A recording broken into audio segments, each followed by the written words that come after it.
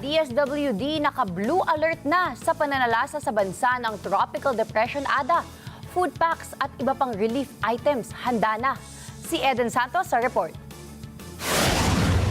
Nasa blue alert status na ang Department of Social Welfare and Development habang binabantayan ang track ng Tropical Depression Ada. Ito ang unang tropical cyclone na pumasok sa Philippine Area of Responsibility ngayong taon. Ayon kay DSWD Assistant Secretary Irene Dumlao, tagapagsalita ng ahensya na ang blue alert ay ang ikalawang yugto ng alerto para sa paparating na bagyo kung saan isinasagawa ang emergency na paghahanda ng ahensya.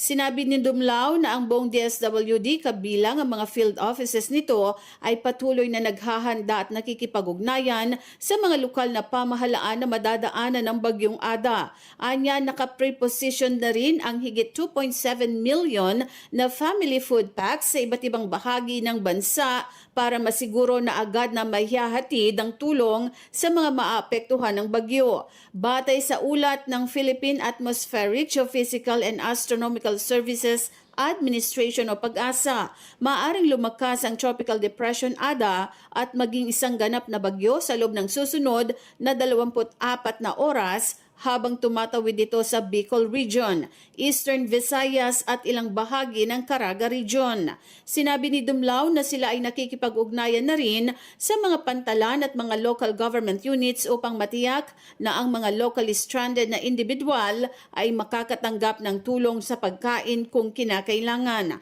Bukod sa pagkain, nakastandby na rin ang mga sasakyan sa pagtugon sa sakuna at iba pang kagamitan tulad ng mga mobile kitchen, mobile water station at mobile command center at handang i-deploy sa mga apektadong lugar kung kinakailangan. Pinaalalahanan ng DSWD ang publiko na maging alerto, makinig at sumunod sa kanilang mga lokal na opisyal para masiguro ang kaligtasan. Eden Santos para sa Mata ng Agila. Matatag, matapang, matapat.